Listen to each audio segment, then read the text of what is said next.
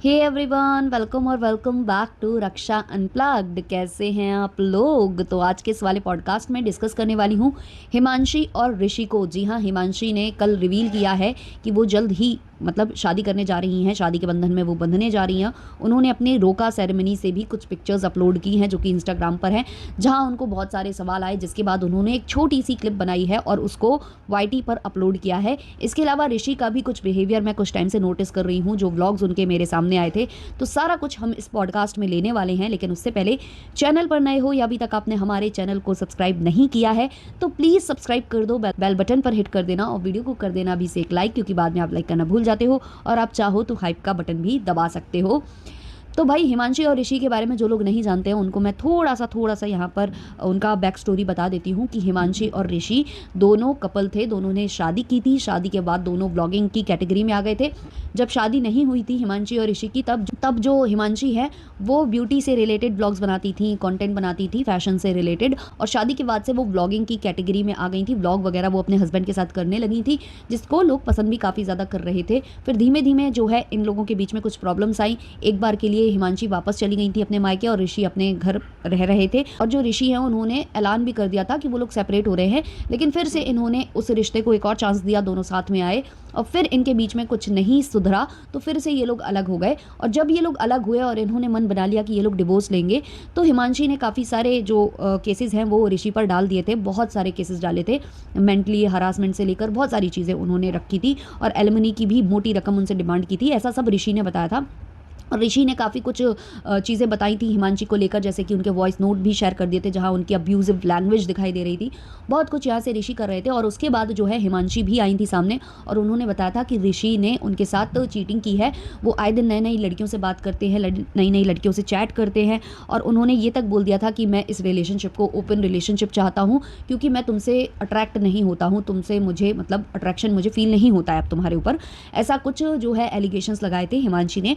और उसके बाद इन लोगों का केस चल रहा था। उसके बाद सेटलमेंट होता है। ऑब्वियसली सेटलमेंट ही हुआ है इनका बाहर, क्योंकि बाद में जो है ऋषि ने ज़रूर कुछ चीज़ें बताई हैं, लेकिन हिमांशी की साइड से इसका कोई भी क्लैरिफिकेशन नहीं आया। अब जब इनकी कंट्रोवर्सी चल रही थी, जब जो ऋषि है वो हिमांशी पर बहुत सारे एलिगेशंस लगा रहे थे, उसी वक्त जो ऋषि हैं उन्होंने एक और एलिगेशन लगाया था हिमांशी के ऊपर कि अभी हमारा डिवोर्स भी नहीं हुआ है, अभी केवल हम सेपरेट हुए हैं।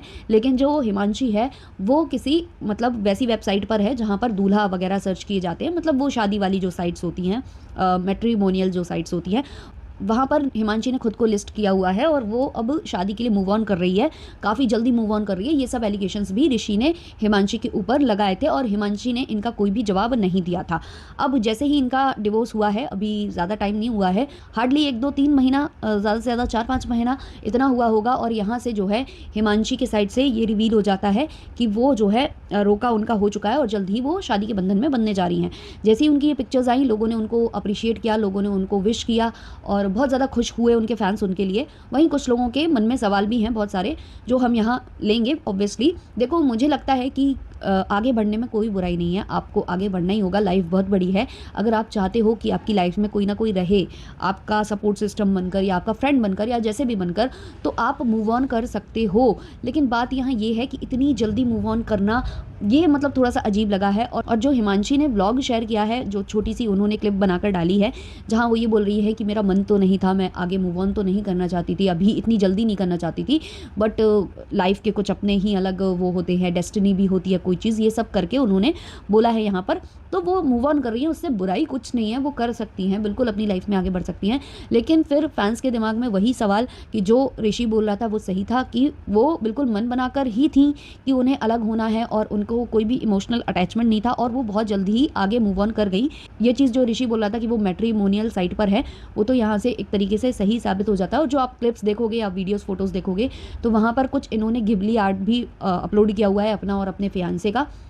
तो उनके साथ जो इनका बॉन्ड दिख रहा है वो भी ऐसा नहीं दिख रहा है कि वो अभी ही जस्ट बिल्कुल उन्होंने स्टार्ट किया हुआ है या मतलब अरेंज टाइप का, वैसा कम दिख रहा है मुझे। आप लोग भी उस चीज़ को नोटिस करना और बताना।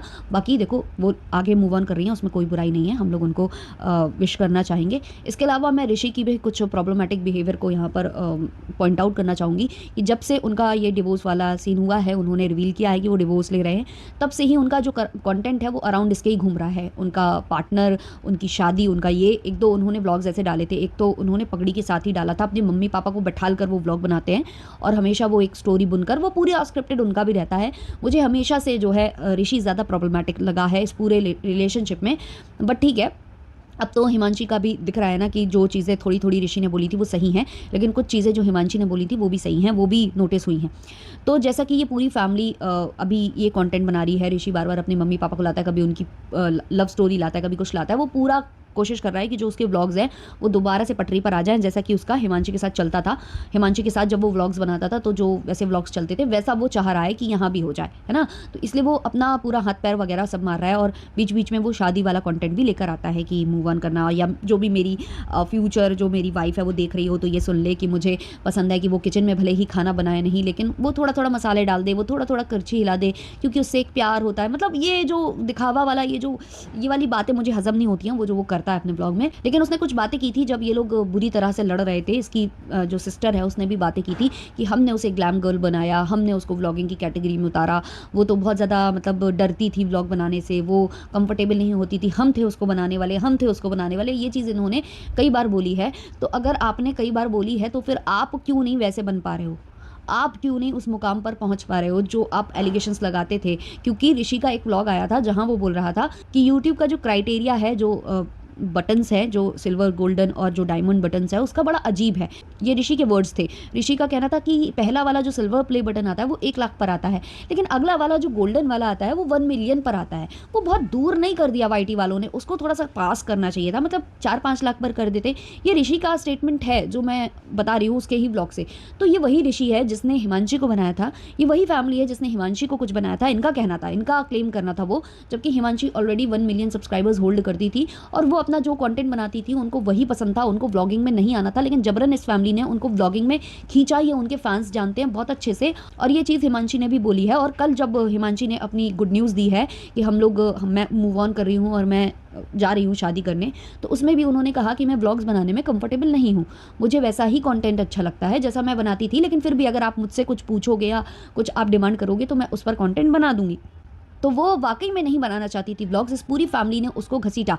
लेकिन वो व्लॉग्स क्यों चले थे? क्योंकि हिमांशी की नई-नई शादी हुई थी और हिमांशी के जितनी भी ऑडियंस थी वो हिमांशी के हस्बैंड और उसकी फैमिली को देखना चाहती थी। लेकिन एक टाइम के बाद उनका मन भी उस व्लॉग से जा रहा था, क्योंकि शुरुआत में तो सबको अच्छा लगता है देखना कि फैमिली कौन है, और जब लोग पहचानने लगते हैं तो लोग फिर चाहते हैं कि हमें वही व्लॉग्स मिले, वही वीडियोज़ मिले जो जिनके लिए हमने हिमांशी को सब्सक्राइब किया था। और वो ब्यूटी रिलेटेड व्लॉग्स कम हो गए थे और ये नॉर्मल वाले व्लॉग्स ज़्यादा स्टार्ट हो गए थे, फैमिली व्लॉगिंग स्टार्ट हो गई थी वहाँ पर। और धीमे-धीमे जब उस पर व्यूज़ कम आते थे तो स्क्रिप्ट लिखी जाती थी और एक व्लॉग क्रिएट कर दिया जाता था, प्रैंक वगैरह वीडियोज़ बना दिए जाते थे जो कि बड़े अजीबो-गरीब लगे थे उनकी ऑडियंस को भी। तो अब जो ये ऋषि जी हैं जो बोलते थे कि उन्होंने हिमांशी को बनाया, तो वो खुद क्यों नहीं बना पा रहे, खुद क्यों वो जल्दी से गोल्डन प्ले बटन नहीं ले पा रहे?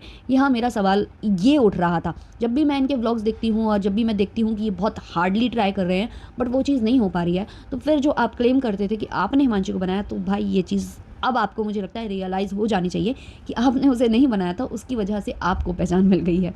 तो ये सारी चीज़ें हैं जो मैंने नोटिस की हैं। हाँ, और ये जो सगाई है वो जो आगे बढ़ रही हैं उसके लिए उनको बहुत बहुत गुड विशेस। लेकिन भाई जो इतनी जल्दी मूव ऑन कर रहा है तो वो इतना ईजी नहीं होता इतनी जल्दी मूव ऑन कर पाना। हालांकि उन्होंने सफाई दी है हिमांशी ने कि मैं 1.5 साल से ही इधर रह रही हूँ छोड़कर अपना ससुराल, तो वो कहीं ना क्लियरली ना बोलकर वो आपको घुमा फिरा कर बताने की कोशिश करी है कि 1-1.5 साल हो चुका है तो मूव ऑन अब मैं कर सकती हूँ। ये चीज़ शायद वो बोलना चाह रही थी अपने ब्लॉग में। बाकी आप लोगों ने जो भी नोटिस किया है, आप लोगों को के जो भी ओपिनियंस है वो आप कमेंट सेक्शन में ज़रूर बताना। मिलते हैं जल्द ही नेक्स्ट पॉडकास्ट के संग, तब तक के लिए बाय बाय।